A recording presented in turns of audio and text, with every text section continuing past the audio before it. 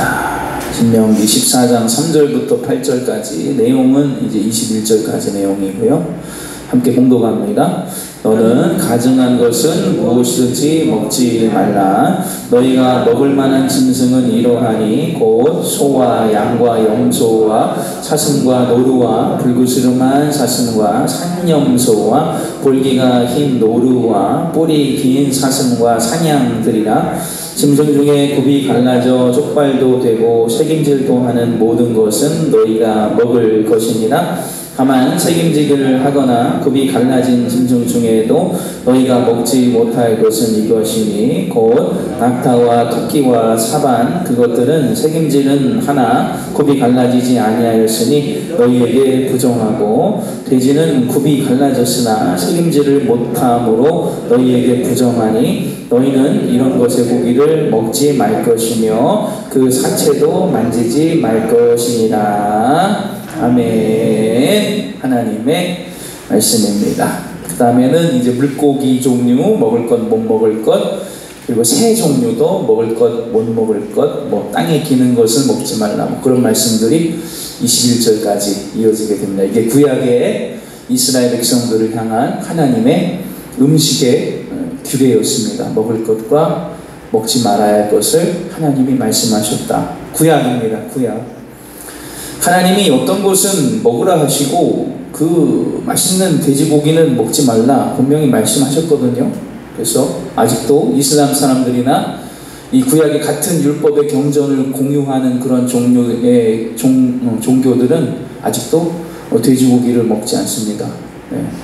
뭐 우리나라에 있는 안식교인들 같은 경우는 뭐 아예 모든 고기들을 먹지 않죠. 고춧가루도 먹지 않고 그런 것들. 뭔가 음식에 대한 규례들이 종교들마다 조금씩 있는 것을 우리가 보게 됩니다. 근데 오늘 이 신명기 14장에 나오는 이 음식에 대한 어떤 것은 먹어도 되고 어떤 것은 먹지 말아야 되냐. 하나님이 정하다 하신 동물들은 먹어도 되고 하나님이 부정하다 하신 동물들은 먹지 않아야 하는데 그 하나님이 정하다 하신 기준과 부정하다, 가증하다 하신 기준을 우리가 아무리 분석을 해보려고 해도 그냥 어느 정도 가늠만 할 수 있을 뿐이지 어떤 동물에 대해서 하나님이 왜 가증하다 하셨고 어떤 건 이제 가증하지 않아 먹어도 된다 하셨는지 그 기준을 우리가 명확하게 발견할 수는 없어요. 가늠을 해보기를 동물 같은 경우에는 되새김질이 하나님 좀 중요하게 생각하시나 보다 가늠을 해보는 거고 또 물고기 같은 경우도 비늘이 있는 것들은 먹을 수 있지만 비늘이 없는 것들은 먹지 말라. 그러니까 비늘 없는 그런 미끈미끈한 그런 볼락이라든지 그런 물고기들 또 장어 이런 것들 못 먹게 하신 이유가 뭔가를 우리 입장에서 생각을 해보니까 뭐 비늘이 있는 것은 기생충들을 좀 막아낼 수 있다는 그런 과학적인 근거를 제시한 사람들도 있고 또 비늘이 없고 미끈미끈한 것들은 가만히 잡아놓고 물고기를 이렇게 구경을 하면 그 껍질 속에서 막 기생충들이 올라오니까 하나님이 그래서 먹지 못하게 하신 건가라고 우리가 이제 가늠을 해보는 것이죠. 새 같은 경우에도 깨끗하게 날아다니는 건 먹어도 되지만 땅바닥에서 오래 바닥에서 생활하는 것들은 먹지 말라 뭐 이런 말씀들 우리가 그 정함과 가증함 그리고 먹어도 됨과 먹으면 안 됨을 하나님 말씀을 우리가 가늠을 해볼 수 있겠지만 그러나 분명한 기준은 무엇이냐면 하나님이 정하다 하면 정하고 하나님이 가증하다 하면 가증하다. 그 기준이 하나님의 말씀에 그 기준이 있다라는 거예요. 그러나 오늘 우리가 돼지고기를 안 먹습니까? 아니에요. 피를 먹지 말라고 굉장히 강조하셨는데 선지해장국도 우리가 먹거든요. 그럼 왜 이제는 먹어도 되는 것일까?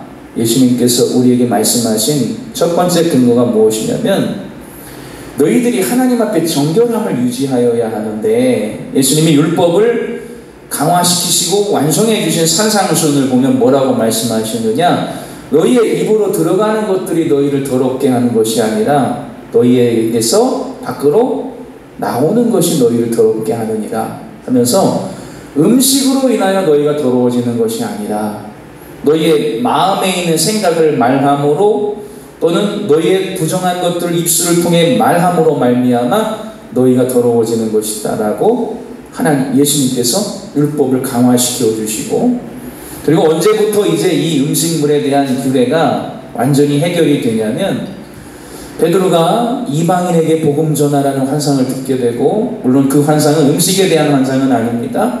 그러나 이제 이방인들이 제사 지내고 물려온 음식들을 판매하였던 고린도 교회에서부터 수많은 고기들이 시장에서 판매가 되는데, 대부분이 다 신전에서 우상에게 예배드리고 제사드리고 다 먹을 수가 없어, 소화할 수가 없어서 시장으로 흘러나온, 그래서 판매하고 있는 그런 고기들, 우상에게 드렸던 것은 얼마나 더 가증하겠습니까? 절대 먹어서는 안 되겠죠, 유대인의 관점으로는.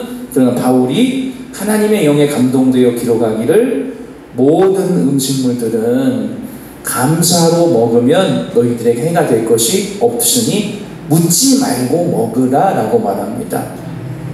근데 묻지 말고 먹어도 되는, 그 상식선에서 먹어도 된다는 뜻이에요. 그런데 묻지 말고 먹어도 누가 그 먹는 것을 보고서 시험에 들거든 먹지 마라, 그런 음식들이 있어요. 무슨 음식이 있겠어요? 마약 같은 음식들, 먹고서 성도들이 이성을 잃어버리는, 술에 취하는 것들, 반주나 그런 것들은 모르겠지만 완전히 그냥 정신이 나가고 하나님 주신 생각이 멈추어버리는, 필름이 끊기는 그런 일들, 취하는 일들, 또는 너무 사치스러워서 그 먹는 것을 보고서 누군가가 마음에 실족할 만한 것들, 즉 음식을 먹는 것이 중요한 것이 아니라 이제는 공동체 내에서 하나님의 말씀을 서로 지키는 사람인가가 더 중요해지는, 그런 이방인에게도 생명 얻는 회개를 주시는, 돼지고기를 먹는 이방인들, 하나님 먹지 말라 하신 것들밖에 없어서 그것밖에 먹을 것이 없는 지역에 사는 사람들, 그러나 하나님 그들에게 이제는 모두 다 구원을 허락하셨으니